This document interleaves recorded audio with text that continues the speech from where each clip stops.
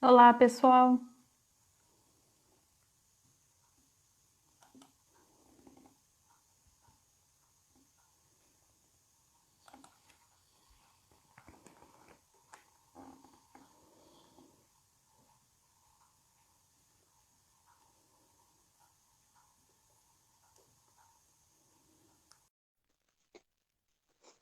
Olá, pessoal. Olá, Juliana. Olá, Doris, tudo bem? Tudo bem, e você? Tudo ótimo. Bom, gente, então, esse é o ciclo de lives. Boa noite para todo mundo. O ciclo de lives, ele é uma das ações de enfrentamento, né, da Covid-19 aqui do Centro de Ciências da Saúde.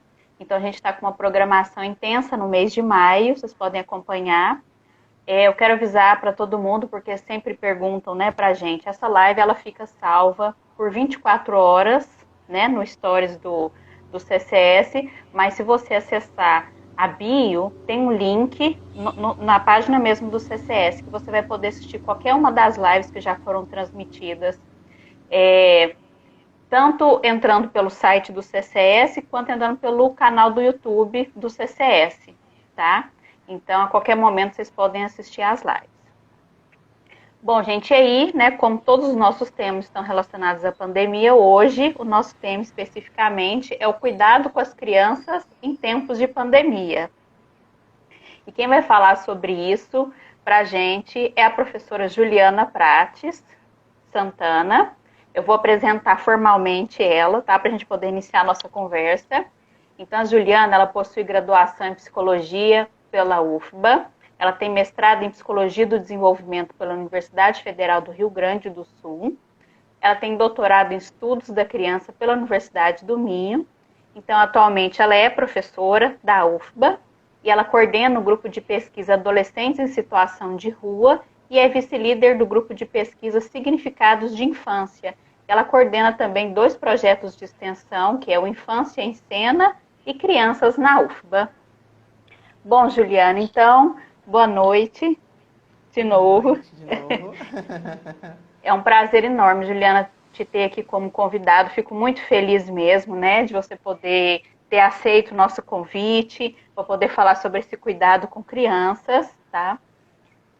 Então, eu vou passar a palavra para você, você fica à vontade para falar. Eu vou anotando as perguntas, pessoal. Então, todas as Uhum. perguntas que vocês tiverem, né, todos os questionamentos, angústias, pode compartilhar aqui que eu vou prestando atenção enquanto a Juliana vai falando. Aí, no final, a gente volta com essas perguntas para ela. Tá bom, então. Obrigada, Doris. Eu quero muito agradecer, né, o convite. É sempre um prazer a gente colaborar com universidades e todas as ações que estão acontecendo nesse momento de pandemia eu acho absolutamente relevantes. Então, te agradeço imensamente o convite e é um prazer poder falar sobre um tema que me é muito caro, né? Que eu venho estudando desde a graduação e que sou apaixonada. Acho que no currículo Lattes ainda há um defeito que não fala que a gente é mãe, né? Então, É. provavelmente deveria aparecer que eu sou mãe de duas Uhum. crianças, de 10 e 12 anos, 13 anos. Se Luísa me ouvir dizer que sou criança, isso não vai ser muito bom. Mas eu tenho, então, uma criança e um adolescente em casa. E quando você me convidou para a gente poder conversar um pouco, escolher, inclusive, né, qual seria o título dessa nossa conversa, aí eu pensei nesse cuidado com as crianças em tempos de pandemia. E depois fiquei pensando o quão ousado foi esse título, porque a gente teria que pensar, na verdade, há inúmeras vertentes e é importante que eu diga um pouco, né, como é que eu compreendo esse tema.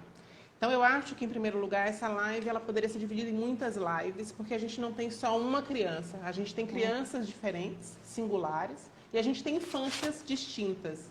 Então, eu acho sempre muito importante, e provavelmente isso é uma questão da minha própria formação, que a gente consiga, ao mesmo tempo, entender que existe uma distinção entre crianças e infâncias. Né? A ideia de que a gente possa entender que a infância é esse conjunto, essa representação social sobre esse momento da vida, e que as crianças são os sujeitos concretos sobre o qual a gente se depara e se debruça.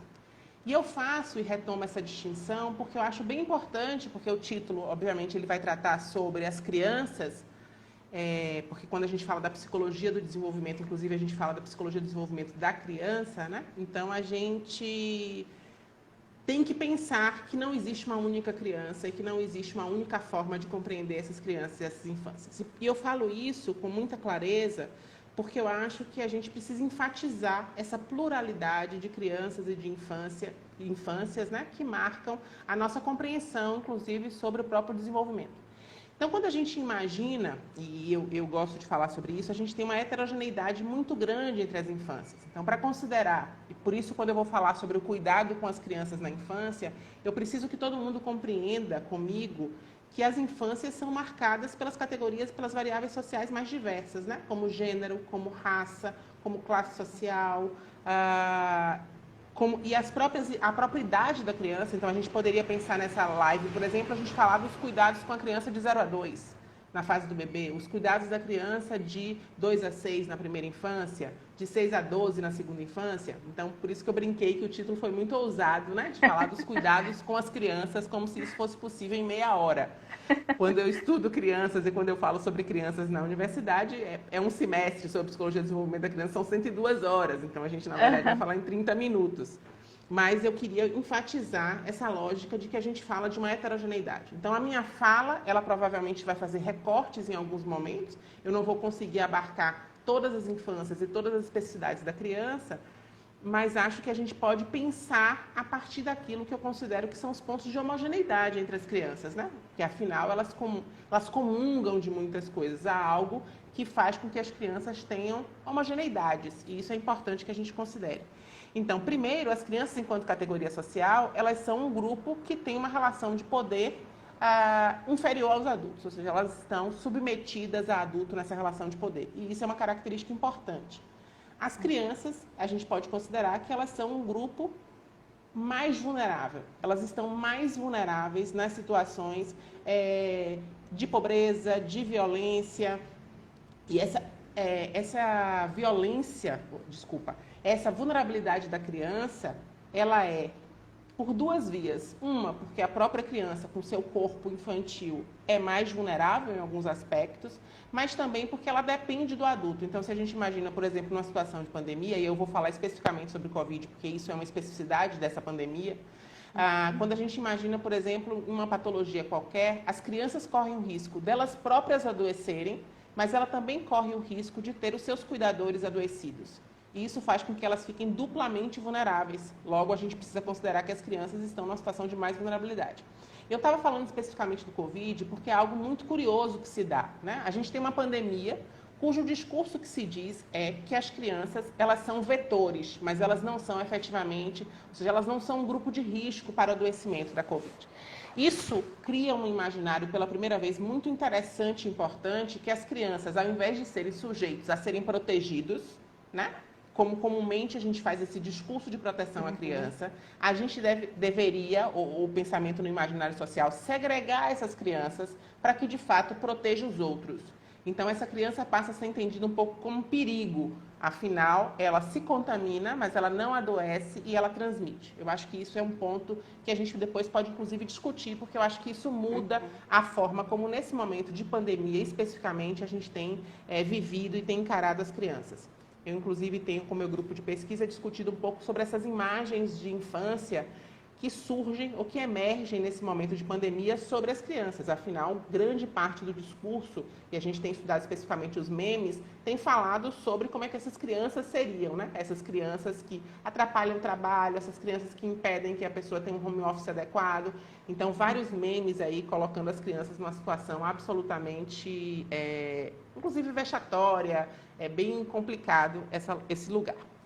Então, pensando nisso, né, pensando que a gente vai ter configurações de infância completamente diferentes, a gente tem que entender que há cuidados e possibilidades de cuidados completamente distintos também. Mas eu vou focar nisso que é homogêneo e que eu costumo dizer e enfatizo sempre, é que as crianças, elas têm particularidades e necessidades e elas precisam ser compreendidas enquanto sujeitos sociais e enquanto pessoas em desenvolvimento. É interessante que as pessoas costumam entender que as crianças não são portadoras de uma racionalidade. Ou seja, é comum que os adultos se referenciem ou lidem com as crianças como se elas estivessem à parte do mundo social. Ou seja, como se fosse possível decidir o que a criança saberá ou não, por exemplo. Uhum. Então, num momento como esse de pandemia, em que a gente coloca as crianças em casa há quase 60 dias, né? Que a gente recolhe as crianças do contexto social, pode ser que muitos adultos não se disponham a explicar para a criança o que aconteceu. Elas entendem, inclusive, a gente tem uma ideia equivocada de que proteger é omitir. Uhum. Então, em muitos momentos, a criança ela é suprida do direito de saber ou ter conhecimento. E eu acho que esse é um primeiro ponto de cuidado que eu queria enfatizar. As crianças precisam entender, de acordo com o seu nível de desenvolvimento, o que é que está acontecendo. É preciso que a gente diga para elas o que aconteceu, o que é que fez a nossa rotina mudar de tal forma, né, de forma tão intensa, de forma tão abrupta. Como é que a gente consegue explicar isso para as crianças de forma que elas compreendam? Quando a gente imagina as necessidades das diferentes idades, então cada faixa etária tem necessidades muito específicas e estão vivendo e percebendo esse momento da pandemia também de forma muito distinta. As crianças pequenas, por exemplo, né, os bebês, eles devem estar aproveitando muito o momento de pandemia, porque eles têm agora uma disponibilidade a priori, né, familiar maior, ou seja, eles provavelmente não estão frequentando creches, eles não estão em outros espaços, eles estão num cuidado familiar. E aqui, de novo, a ressalva. Obviamente, a gente tem famílias cujo cuidado com as crianças pequenas não estão sendo supridos, porque essas pessoas precisam trabalhar. Nós temos desigualdades econômicas e sociais no nosso país que fazem, por exemplo, com que mulheres pobres, negras, possam estar continuando a trabalhar na casa de outras famílias, cuidando dos filhos dessas famílias, enquanto não podem cuidar dos seus próprios filhos. Então, a gente tem um nível de desigualdade muito grande para pensar a particularidade da infância. Mas, considerando a nossa classe média, né, em que quem está em casa com o cuidado com as crianças são os pais, são as mães, e aí eu ressalto principalmente essa diferença de gênero importante. Inclusive, não sei se você chegou a ver, Doris, hoje saiu uma matéria que falava justamente sobre a diminuição de produtividade das mulheres na produção e na publicação de artigo, enquanto se observou um aumento da publicação de artigos por homens, mostrando o impacto da pandemia em relação a gênero, obviamente relacionado àquilo que a gente já sabe, já discute há muito tempo, que tem a ver com a desigualdade de gênero, né? Então, as mulheres absolutamente oprimidas frente ao trabalho, ou seja, tendo que se dividir entre aquilo que é o trabalho doméstico e o cuidado com as crianças, obviamente tem diminuído a produtividade, e por isso que eu brinquei que não aparece no Lattes que a gente tem ou não tem filhos, né? Porque eu acho que isso é bem importante. Uhum. Eu não vi a reportagem, mas eu vi algumas e eu acabei notando alguns dados que depois eu volto para poder te falar, ver se você ouviu falar de alguma coisa nesse sentido. Tá certo. Então, o que a gente pode observar? Eu acho que isso que eu digo, né, sobre a gente reconhecer, por exemplo, as necessidades das crianças, mas também não ter as condições estruturais para prover essas necessidades, é um exemplo muito clássico daquilo que são os paradoxos que marcam as infâncias.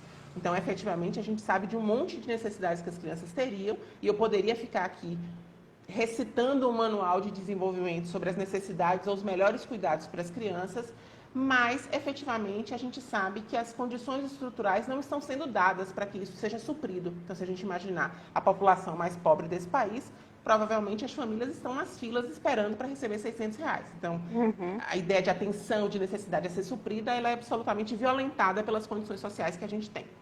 Então, eu volto um pouco na ideia de falar sobre cuidado com a infância implica falar de cuidado com a família e implica falar de cuidado com quem cuida, né? Que em geral é essa mulher. E por que eu falo disso? Eu costumo sempre dizer isso nas minhas aulas. O manual de desenvolvimento, ele provavelmente, os manuais, eles foram escritos por pessoas que passaram uma excelente noite de sono, estudaram, tomaram um café da manhã excelente, estavam vendo assim, uma vista maravilhosa da praia e escreveram um manual de desenvolvimento, né? E fala sobre parentalidade, sobre cuidados com a criança, etc. Mas ele é colocado em prática por pessoas que estão submetidas ao cotidiano da vida, ao estresse, ao cansaço.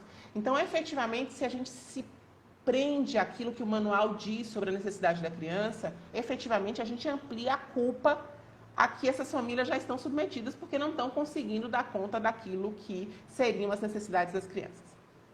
Então, eu sempre costumo fazer isso, né? Essa ressalva, porque eu acho que é muito importante que a gente considere isso. Ou seja, a psicologia não pode ter um discurso que amplia a culpabilização das famílias. E a psicologia, ela tem um débito em relação a isso. Então, por exemplo, enorme.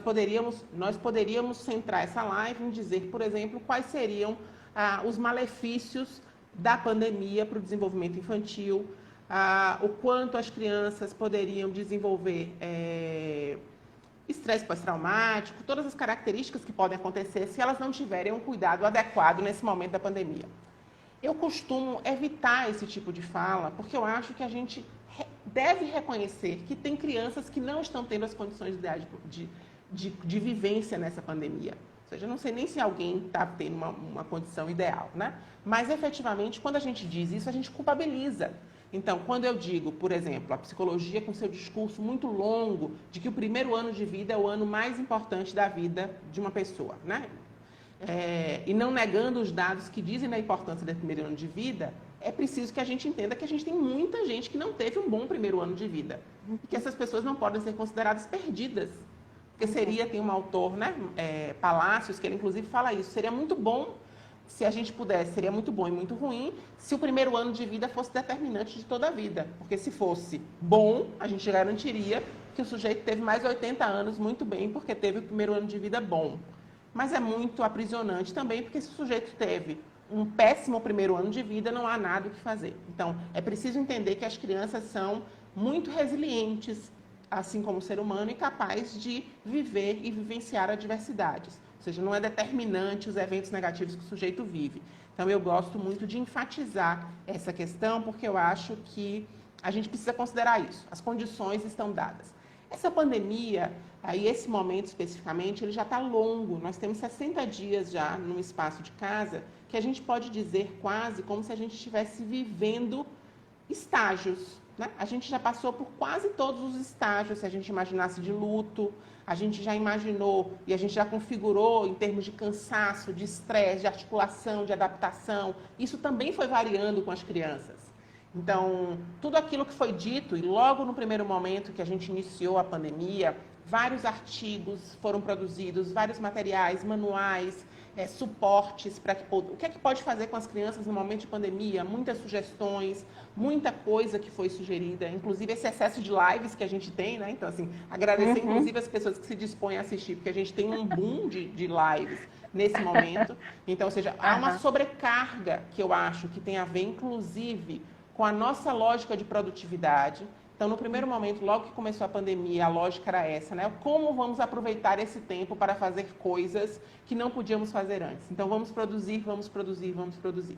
E acho que isso é muito maléfico para as crianças, para as famílias, para nós, para todos nós, porque entra numa lógica de que é um momento de grande cobrança. E eu acho que as famílias foram muito cobradas por fazerem coisas muito interessantes, muito fantásticas, e que isso é impressionante, né? Então, assim, é como se a gente tivesse entendido de uma hora para outra que os manuais aparecem, ou seja, você recebe um manual que diz, olha, você deve organizar a rotina do seu filho. É importante que ele, então, passe tanto tempo brincando e interagindo com o outro. É importante que ele fique o menor tempo possível na tela. É importante, ou seja, vários pré-requisitos a serem cumpridos, e efetivamente as famílias ficaram estafadas. Ou seja, porque se gasta muito tempo, né? Quem cuida de uma criança pequena, a gente imaginando aqui a criança de 0 a 2, por exemplo, há um cansaço físico muito grande do cuidado com essa criança. Então, quando você ainda tem um roteiro, que você é cobrado, que você deve ler um texto, que diz como é que você deve pensar o desenvolvimento, porque foi exigido das mães, então, que elas passassem a ser não só mães, mas passassem a ser psicólogas, passassem a ser professoras, passassem a ser uma série de funções que efetivamente já é cotidianamente cobrado delas, mas muito mais por causa desse momento de confinamento, de isolamento. Então, eu acho bem importante que a gente considere o quanto tem sido muito perverso a forma como as famílias e as mães foram cobradas nesse início de pandemia. Então, é verdade. Então, eu não posso me negar, enquanto professora de Psicologia do Desenvolvimento, de dizer que a rotina é uma coisa muito importante. Para a criança, principalmente, ela dá uma ideia de previsibilidade. Isso ajuda. As crianças, elas não conseguem, assim, se a gente tivesse que fazer isso também seria muito cansativo, né? Se todo dia que a gente acordasse, a gente tivesse que pensar a cada coisa que a gente fosse fazer, o que a gente vai fazer, a gente ia se cansar muito. Uhum. A gente tem uma rotina pré-estabelecida porque isso nos acalma, né? Então, uma rotina estabelecida, estruturada, é uma rotina que contém a angústia, o sujeito consegue se estruturar melhor. Isso é muito importante para as crianças. A gente faz isso com os bebês, né? A gente vai organizando o bebê, a gente canta para ele, a gente diz que é a hora do banho, depois da hora do banho vem a hora da comida. A gente já tem uma rotina pré-estabelecida e a gente sabe o quanto é muito importante a existência de uma rotina. Então, isso todos os textos vão dizer, todos os estudos vão mostrar, isso foi muito enfatizado sobre a importância da rotina, e obviamente eu não poderia deixar de dizer sobre isso, mas acho que a rotina precisa ser entendida com flexibilidade para todos nós. Nada que neste momento de pandemia aumente o estresse na relação mãe-bebê, mãe-criança é benéfico. É preciso que a gente escolha, inclusive, quais são as nossas fontes de batalha ou de enfrentamento naquilo que a gente quer preservar. Então, a gente sabe o nosso discurso e o nosso estudo sobre, por exemplo, a exposição das crianças nas telas. Né? Criança de 0 a 2 anos não deveria permanecer na tela em nenhum momento. Não tem nada na teoria, na literatura que nos comprove que isso seria benéfico para ela. Mas a gente está entendendo que as crianças precisam e vão demandar atenção durante todo o tempo. E muitas vezes a gente tem uma única pessoa nessa residência para tomar conta desse bebê. Essa pessoa que tem que limpar a casa, que vai ter que lavar, que vai ter que fazer tudo. E efetivamente esse sujeito, e esse que cuida, essa mulher que cuida, e eu vou falar aqui da mulher porque acho que são elas na sua maioria, pode sim fazer com que essa criança use a tela. Né? Então, assim, vai ligar lá uma galinha pintadinha, vai botar alguma coisa na TV. Se for escolher, por favor, não escolha galinha pintadinha, pode escolher outras coisas. Mas é preciso poder usar a tela de vez em quando, né? Ou seja, isso nos acalma porque nos dá um tempo. Então, se a gente tentar ser absolutamente rígido com aquilo que é a rotina a ser exigida das famílias, isso aprisiona, isso causa muito mais estresse. E aqui é importante que essa família consiga compreender que a criança está vivendo, assim como todos nós, um momento de grande estresse. Ela está submetida, a priori, a uma relação de estresse. Por quê? Porque a criança, ela está entendendo que os pais estão tensos. Elas começaram a ouvir o tempo inteiro falar sobre esse tal de Covid. De uma hora para outra, o discurso começou a ser muito mais exacerbado sobre lavar a mão, sobre botar máscara, sobre os cuidados, o afastamento do outro, não abraço, não contato com os avós. Então, a criança percebe isso que está acontecendo em casa. E eu digo isso porque, efetivamente, a gente costuma achar que a criança só sabe aquilo que a gente fala para ela. Que eu acho que talvez seja o maior erro e equívoco que a gente possa entender. Inclusive, colegas psicólogas clínicas costumam dizer isso, né? Relatar isso. Às vezes chega alguém para uma terapia e a psicóloga pergunta: ele sabe, né? A criança tem conhecimento pelo motivo que está sendo trazido aqui. E a mãe fala assim: não, ele não sabe, mas eu estou vindo porque eu e o pai estamos separando. E eu fico pensando, a criança não sabia até que momento, né? Quando foi que ela não soube efetivamente se não fosse ali? Então, a lógica é que o que está sendo vivido na família, a criança vai perceber. E é importante que isso seja traduzido para ela. Então, uma das coisas que eu acho que é fundamental no cuidado com as crianças é que a gente consiga dizer para ela o que a gente está vivendo, né? Deixá-la minimamente mais segura e mais tranquila sobre o que está acontecendo. Responder as questões, tentar entender quais são os medos, quais são os receios, o que é que a criança está se deparando, o que é que ela está percebendo. A gente está falando do número de mortes o tempo inteiro, a criança já percebe aquilo que é morte, como é que ela teme isso. Então, assim, poder explicar para a criança o que está acontecendo é absolutamente necessário e importante. E a gente deve responder às crianças na medida que elas nos perguntem as coisas. Então, quando eu digo, por exemplo, da importância da rotina, né? É uma rotina que não pode ser excessiva, nem conosco, nem com as crianças, porque isso nos estressa muito mais. A criança e o adulto, a última coisa que a gente precisa é de um nível elevado de estresse na relação. A reciprocidade na relação talvez seja uma das coisas mais importantes, quando a gente fala principalmente do bebê, né? Essa ideia de ter um interjogo muito recíproco, a capacidade de manter uma atenção conjunta, a capacidade de chamar a atenção do bebê e responder aquilo que ele precisa, as demandas que ele tem. Para isso, é preciso um sujeito que está minimamente inteiro, está disponível, está atento aos sinais, está sensível, a capacidade de ser empático. Só que essa capacidade ela é minimizada quando a gente é colocado em situação de estresse, de insegurança.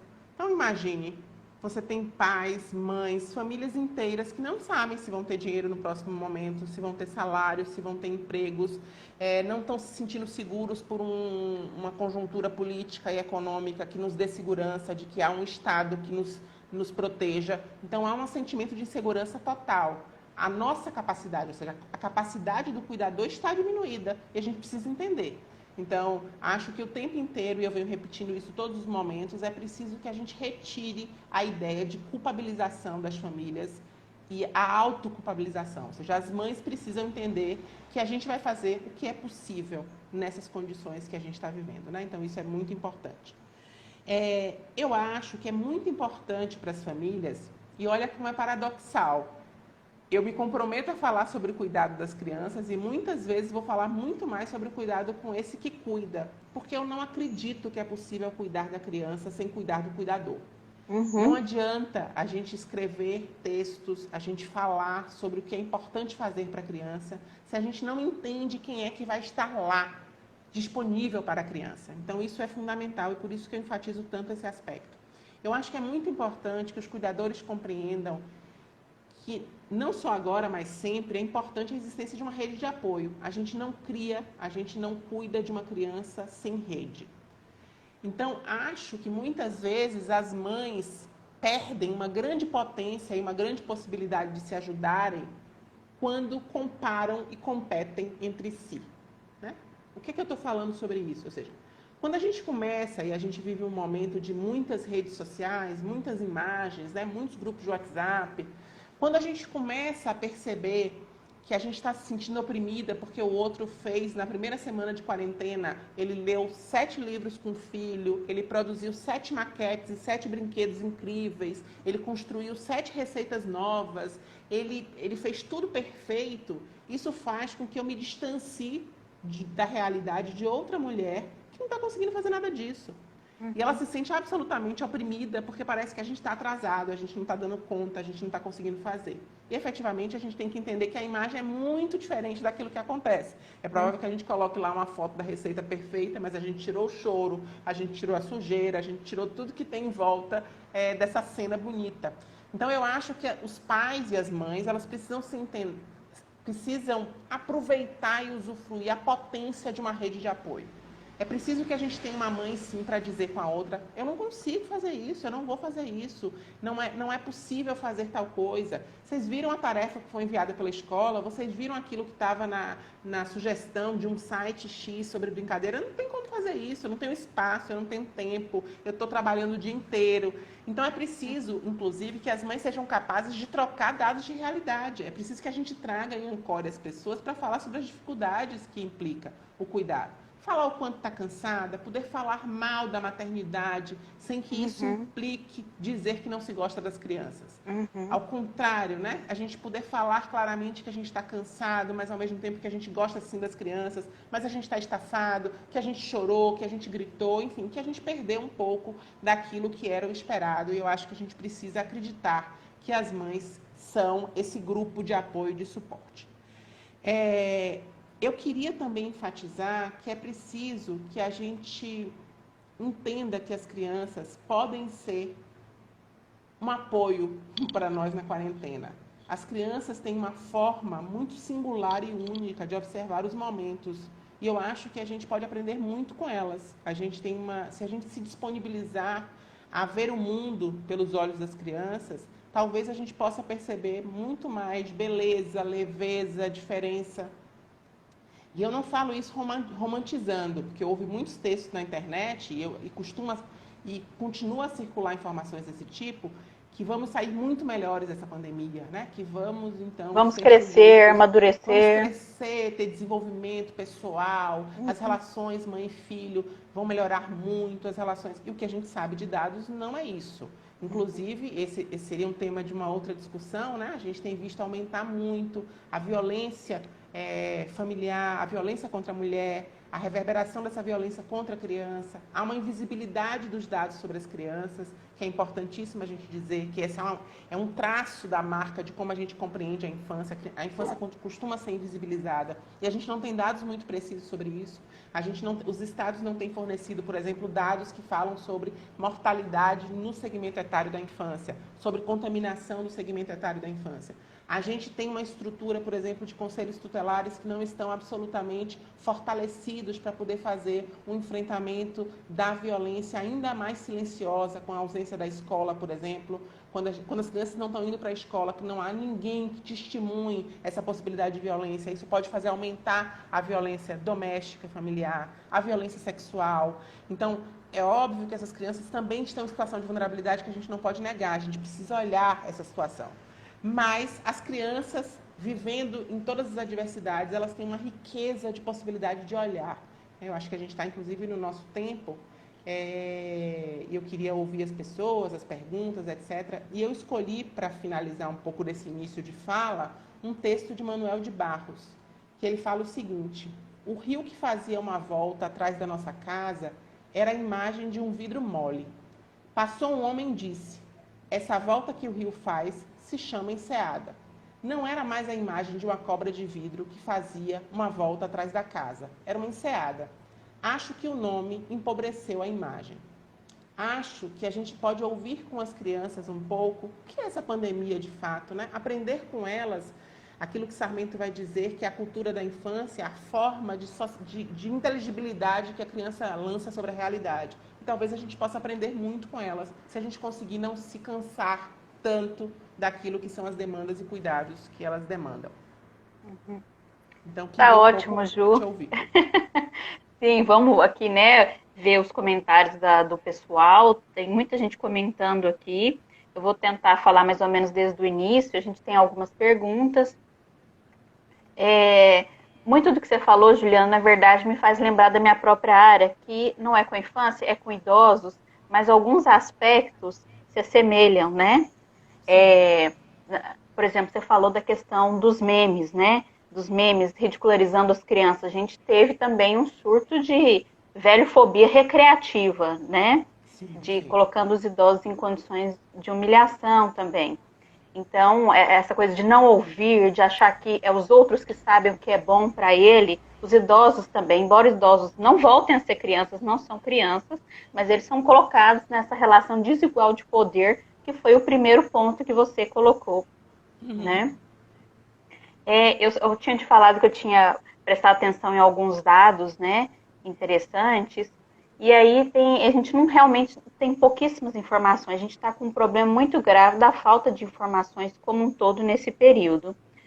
Mas, assim, em algumas coisas de contexto, mesmo que sejam antigas, já vão dizer para a gente um pouco do que está acontecendo. Então, por exemplo, se a gente for pegar as estatísticas brasileiras para mostrar por que as condições de confinamento são mais desafiadoras para crianças e adolescentes em regiões periféricas, a gente sabe, por exemplo, que das 18,4 milhões de crianças no Brasil em 2017, dessas, 41,3% moravam em lares com ao menos uma inadequação de saneamento, seja ausência de esgoto, abastecimento de água ou coleta de lixo, né? Quase um quarto das casas dessas crianças tinha ao menos uma inadequação de moradia, ou seja, sem banheiro próprio, né? Paredes de materiais não resistentes, adensamento excessivo, mais de 3 pessoas dividindo o mesmo dormitório. Então, a gente tem pessoas confinadas em espaços muito pequenos, crianças são ativas, então imagina você passar um dia todo num espaço pequeno, convivendo com muitas pessoas, né? E a gente sabe que tem essas questões também da maior insegurança financeira, da instabilidade, né, do nosso momento político e econômico, mas a gente tem que lembrar que ficar o dia todo em casa também aumenta a despesa, né? E ninguém fala sobre isso. Então, é todo um contexto que realmente traz muitas preocupações financeiras. E essas pessoas também tinham custos de aluguel das quais elas não podiam pagar. E não é só isso, tem mais dados ainda. a gente ainda não está conseguindo acompanhar os dados assim de pesquisadores, mas é interessante que as agências de publicidade têm feito pesquisas, né? Por exemplo, antes do Dia das Mães, a gente teve uma agência de publicidade que fez um monitoramento do que as mães estavam falando nas redes sociais, quais eram as principais preocupações delas. E aí a gente vê que 30,4% dessas conversas só revelavam dificuldade do dia a dia, com filhos que discutem ou se irritam com hábitos de suas mães. Isso 30,4%, mas um pouco acima disso, assim, quase a mesma coisa na verdade, né?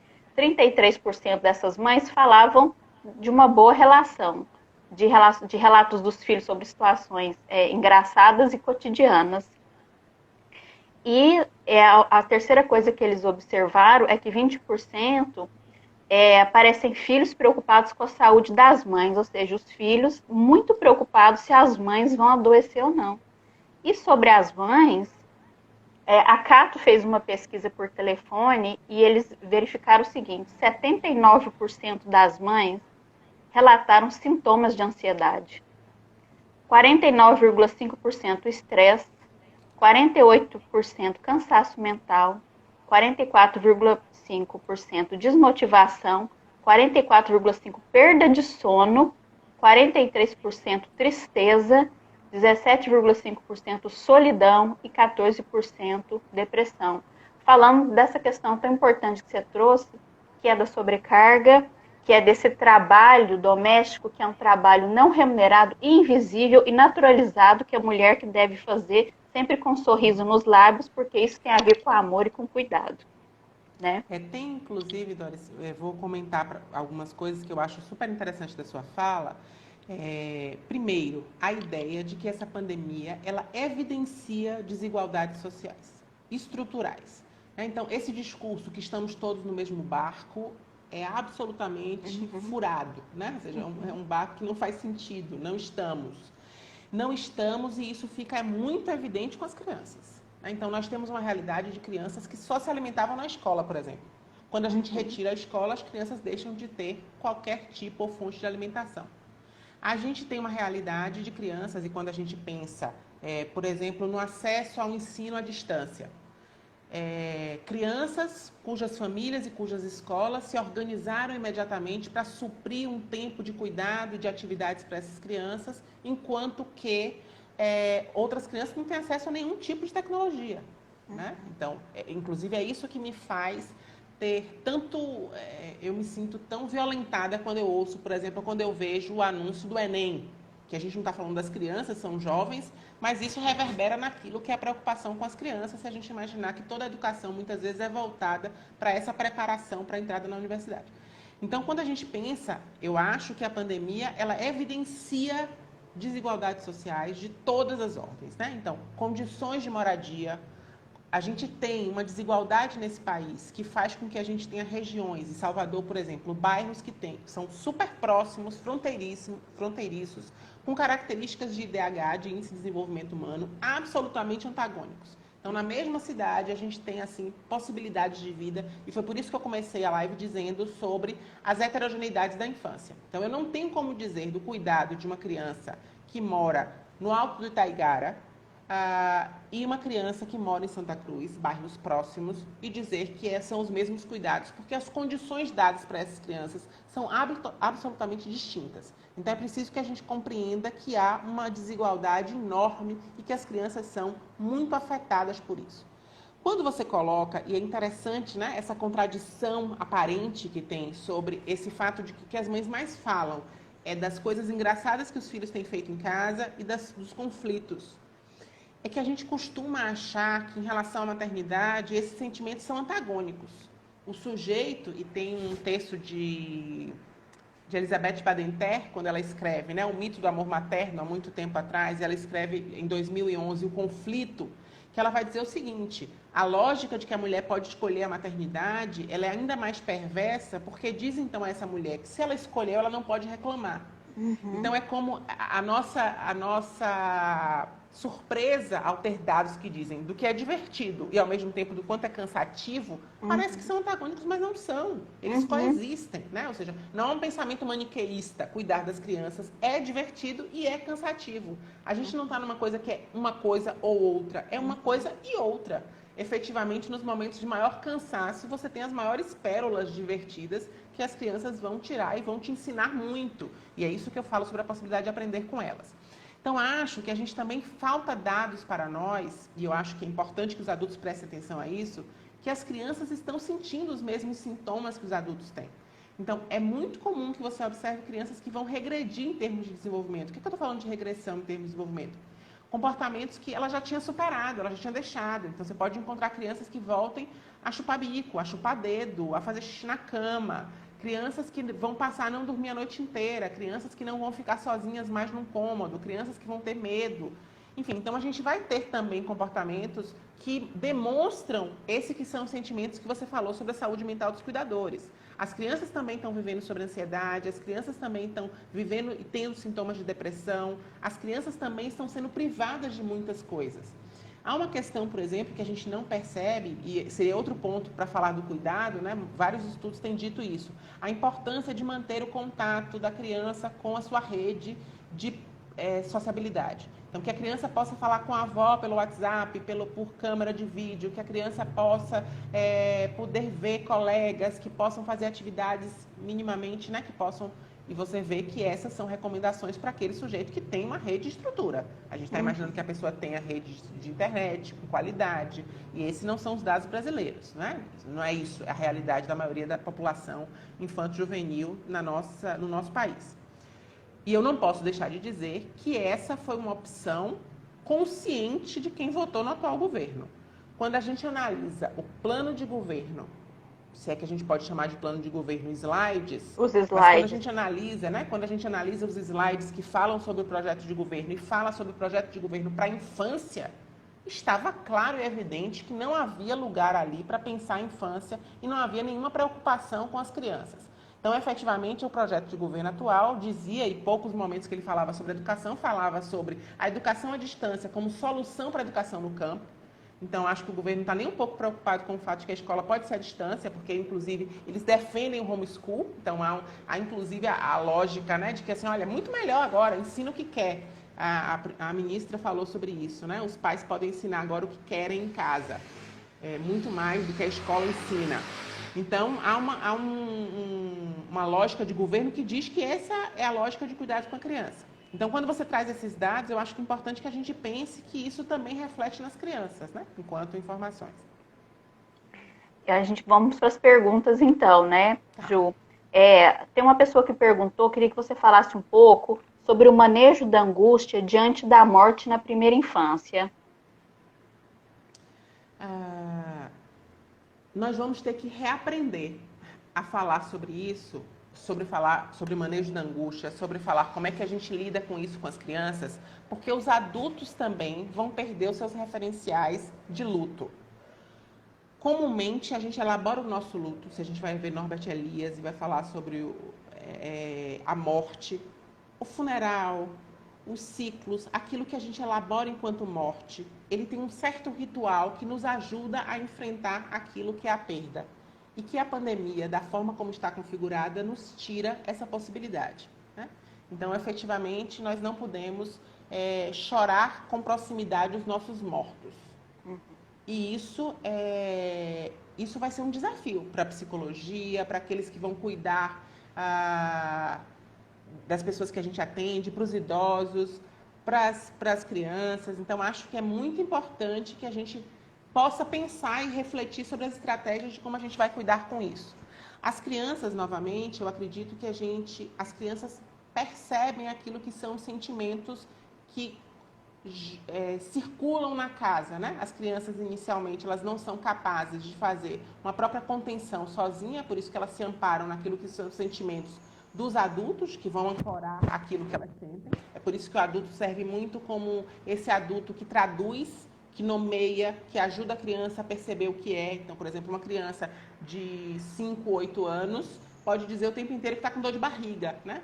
Ela está com dor de barriga, ela está com dor de barriga. E isso pode significar que é medo, ela pode estar na expectativa, na ansiedade, porque ela fisicamente sente algo e que ela não consegue nem nomear. Vai caber aos adultos poder falar sobre isso e ajudar a criança a nomear, assim como a nomear aquilo que é a perda do luto. As crianças na primeira infância, elas estão vivendo, e isso me preocupa muito, inclusive com esse retorno, ou essa possibilidade de retorno das escolas nos moldes que está sendo proposto em alguns países, na primeira infância, pensando esse bebê aí que vai para a creche ou que vai para a escola, né, para a educação infantil. É imaginar, por exemplo, que uma criança agora vai ter que ir para a escola sem abraço, sem contato físico, não podendo ter contato com o outro, respeitando um espaço. E isso é a vivência de um luto, é uma violência com um bebê, né? Essa não possibilidade de toque. Então, é provável, isso vai acontecer, e já está acontecendo, que é muito provável que várias pessoas estejam perdendo entes queridos sem ter nenhuma possibilidade de fazer e de viver esse luto. As crianças, no primeiro momento, não vão perceber o que aconteceu, porque elas já estão afastadas desses cuidadores, né, dessas pessoas, não os cuidadores, não, desculpa, desses familiares ou dessas pessoas, às vezes cuidadores, porque a gente tem, por exemplo, os filhos dos profissionais que estão na linha de frente, que efetivamente são afastados dos seus cuidadores. Então, a gente ainda tem aqui uma particularidade muito forte daqueles que não podem ficar em contato com seus filhos fisicamente e está tendo contato de outras formas. Mas acho que a gente ainda não sabe muito bem como é que vai manejar isso, porque isso é muito novo na nossa história, né? A gente não tem ainda um ritual de como é que isso vai ser tratado. Eu acredito muito na capacidade de resiliência das crianças e na nossa capacidade de, junto com elas, e construindo essa forma de luto. Porque eu acho que a gente vai viver o luto efetivo quando a gente puder voltar ao nosso convívio social. Então, eu acho que isso vai ser revivido. A gente vai ter que reinstaurar formas de celebração, formas de vivência daquilo que é o adeus, né, para a família. Não sei se respondi. Eu acho que sim, respondeu perfeitamente. Tem uma outra pessoa também que está perguntando aqui, Juliana, poderia comentar sobre a questão do acesso à informação? Como saber o limite do que partilhar com as crianças? A questão das mortes, por exemplo. Ele está falando da questão do excesso de informação. Sim. Na verdade, os estudos têm mostrado que o excesso de informação não está fazendo bem para ninguém, no sentido de nem para os adultos, ou seja, pode aumentar o nosso nível de angústia e de a gente não tem controle sobre, né? Então, é importante, e isso tem sido dito por alguns profissionais na área de saúde mental, inclusive, né? Que você possa selecionar um momento do dia em que você tenha acesso a informações de confiança, informações seguras, verídicas, cientificamente comprovadas, informações, né, que não sejam fake news, de qualidade, que possa te orientar, mas ao mesmo tempo esse excesso, ele aumenta o nosso terror. Acho que com as crianças funciona mais ou menos da mesma forma, né? Então, as crianças não precisam saber número de mortes, por exemplo, a cada dia. As crianças não precisam ter contato a quantas pessoas mais estão morrendo, por exemplo. Mas elas precisam ter respostas verdadeiras e sinceras. Então, por exemplo, eu sempre digo que o termômetro da resposta é entender o que a criança está te perguntando. Porque muitas vezes a criança, ela mesma, a criança, ela dá o limite. Ela não quer saber mais. Ela te pergunta, tá morrendo muita gente? E você começa a dizer, tem morrido muita gente, sim. Infelizmente, é muito triste. Muitas pessoas têm morrido. E às vezes, quando você diz isso, ela sai. Ela não quer saber mais informações e mais detalhes. Se ela precisa saber mais, ela vai te perguntar, mas por que as pessoas têm morrido? Eu sempre aprendo muito com os meus filhos, né? E lembro que Luísa, a nossa primeira experiência com a morte, Luísa tinha 2 anos e meio, mais ou menos. E a filha da nossa funcionária, uma pessoa que foi a minha babá e que trabalhou muito tempo comigo, morreu. Ela tinha 27 anos e ela morreu de forma muito repentina. E Luísa chegou para mim e perguntou, mamãe, por que Sheila morreu? E eu disse, porque ela ficou doente. Mas por que ela ficou doente? De que ela ficou doente? Eu falei, olha, a gente não sabe muito bem como era, mas ela ficou doente. E ela insistia, né? Mas por que ela adoeceu? Ela adoeceu por quê? E teve uma hora que eu já não tinha mais respostas. Eu já tinha esgotado todas as possibilidades. Eu falei para ela assim, Lu, só o Papai do Céu sabe por que ela morreu. E aí ela senta, olha para o céu e fala assim, Papai do Céu, por que Sheila morreu? E, tipo assim, a resposta ainda era precisa, ainda faltava. E tem elementos que a gente não vai ter respostas. Então, eu acho que a criança, ela é o nosso termômetro para o quanto a gente deve responder. A gente precisa entender por que ela está perguntando, qual é o medo que ela tem, porque, em geral, ela nos ajuda a parar de explicar quando ela não quer mais. Mas eu sou defensora de que as crianças devem ter acesso à informação, sim. Uma informação que é filtrada, obviamente, uma informação que não é amplificada, não é do terrorismo, não é da exploração da miséria humana, mas é uma informação que a deixa segura de que ela tem nos cuidadores uma fonte segura de informação. Ela precisa saber que quando ela perguntar para o pai ou a mãe aquilo que é um risco, efetivamente a resposta reflete a realidade. Essa também é uma questão similar com os idosos, né? Porque as pessoas tendem a omitir, dizendo que os idosos não vão aguentar, que eles têm que ser poupados, sendo que os idosos já viveram muito mais situações de luto, muito mais situações difíceis do que as pessoas mais jovens, né? Ju, tem uma outra pergunta aqui também. Como cuidar das crianças que precisam de um olhar a mais? Crianças que estão sem rotina de acompanhamento psicológico psiquiátrico. A gente está falando aqui de desenvolvimento atípico, né? Crianças que Eu entendi que têm sim. algum tipo, né, de transtorno ou que vinham tendo acompanhamento mais próximo na rede. E quando eu planejava, né, a minha fala, eu imaginava que essa era uma questão. A psicologia do desenvolvimento, ela tem um limite, na verdade, inicialmente, porque ela pensa na criança típica. A psicologia do desenvolvimento, quando fala no desenvolvimento, ela fala nesse desenvolvimento normativo, né? E ela pensa nessa criança que está tudo funcionando como era esperado. Inclusive, ela pode ser muito perversa por causa disso, porque a gente coloca todo mundo nessa comparação com a norma. Mas eu acho que as crianças, e isso é um desafio muito maior para os cuidadores, para as próprias crianças, que são, por exemplo, crianças que precisam daquela rotina anterior. Ou seja, se para as crianças típicas é muito difícil uma mudança abrupta de rotina, imagine para as crianças, por exemplo, que estão do espectro autista, né? Uma criança, como é que ela passa a entender que ela não vai mais, depois que ela acorda, ela toma café e ela não pode ir na rua. Ela não pode mais ir na escola, ela não vai ver aquele profissional que a atende. E a gente está falando de crianças que faziam muitas vezes muitas intervenções durante o dia, tinha uma rotina bastante complexa de intervenção e estimulação. Isso é um desafio muito maior. A gente tem visto muitas adaptações no atendimento e no cuidado. Eu tenho acompanhado alguns profissionais que têm buscado fazer um atendimento à distância, né? Então, eu tenho visto terapeutas ocupacionais, fisioterapeutas, psicólogos que estão prestando esse acompanhamento à distância. Aqui, de novo, se acentua uma diferença social e socioeconômica. Isso são profissionais, em geral, particulares. Até porque, por exemplo, os planos de saúde não cobraram os teleatendimentos, na psicologia, pelo menos. Não sei como é que está nas outras áreas. Mas, por exemplo, a continuidade da psicoterapia online não foi coberta pelo plano.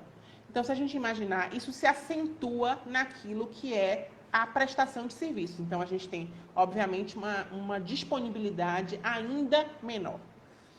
Aqui, de novo, seria necessário a possibilidade de partilhar os cuidados com essas crianças. É preciso, sim, aumentar e ampliar a rede de apoio.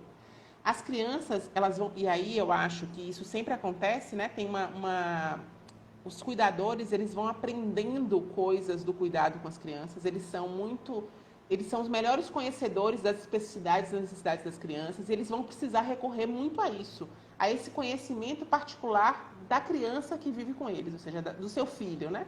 O que você sente que é preciso e é necessário? E a gente vai ter que adaptar. A gente vai ter que pensar quais são as estratégias. Vai ter momento que essa criança vai precisar ir na rua, por exemplo, com todos os cuidados necessários, talvez seja preciso. Logo no início da pandemia, eu recebi um texto que falava, por exemplo, da Espanha, da realidade da Espanha, e dizia que na Espanha, naquele momento, foi lançado uma regulação sobre como é que as saídas aconteceriam. E, por exemplo, aparecia que era possível passear com os animais 2 vezes por dia. Estava previsto. Quem tivesse animal poderia sair 2 vezes por dia, porque os animais precisavam disso. E um autor muito interessante, eu não tenho agora o dado dele, mas posso passar depois, falava o seguinte: engraçado que ninguém pensou nas crianças, né? Ninguém pensou na necessidade das crianças, por exemplo, de saírem. Ou que isso não foi pensado, não foi colocado de jeito nenhum. Então, as crianças com necessidades especiais, as crianças que possuem Necessidades especiais todos temos, mas crianças que de fato necessitam desse suporte profissional, elas vão demandar mais. E aqui, cada caso vai ser um caso muito específico. Se eu não tenho como falar de criança, quando eu falo dos cuidados da criança, quando a gente entra no desenvolvimento atípico, isso se torna ainda muito mais particular. Eu posso enfatizar a necessidade que esses cuidadores vão ter de suporte. A gente precisava providenciar muito mais suporte do que a gente é capaz de dar para esses cuidadores. Bom, pessoal, se vocês tiverem mais perguntas, a gente ainda tem 5 minutos.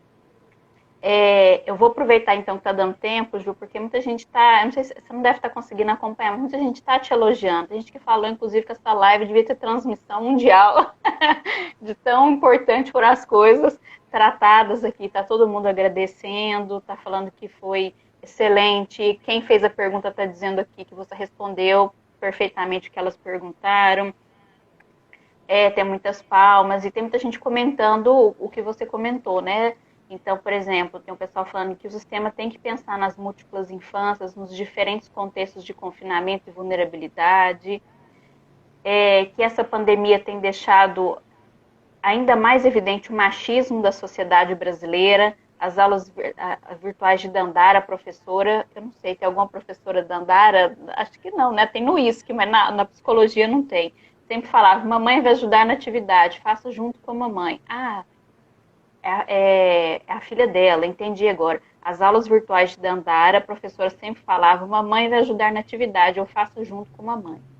Sobre essas atividades escolares, Ju, estava circulando uma mensagem de áudio de WhatsApp, provavelmente deve ter chegado, de uma mulher completamente exaurida, implorando, pelo amor de Deus, não enviem esses deveres que eu preciso copiar. Então, assim, e é engraçado que esse pedido de socorro dela virou também motivo de chacota, pessoas rindo dela, né? Que mulher louca, que não sei o quê. E ela estava desesperada, né?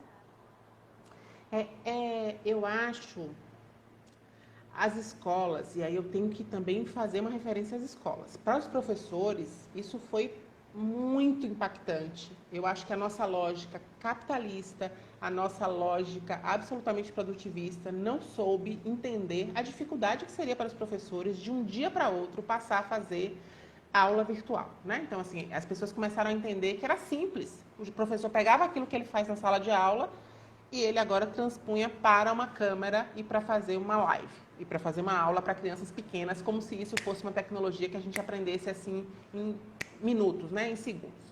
Então, a gente não teve uma adaptação, a gente não teve preparação, a gente teve e algumas escolas souberam tratar muito pior do que outras, né? Então, assim, houve uma enxurrada de tarefa, inclusive por essa lógica de que é preciso ter a rotina para a criança, então vamos colocar coisas.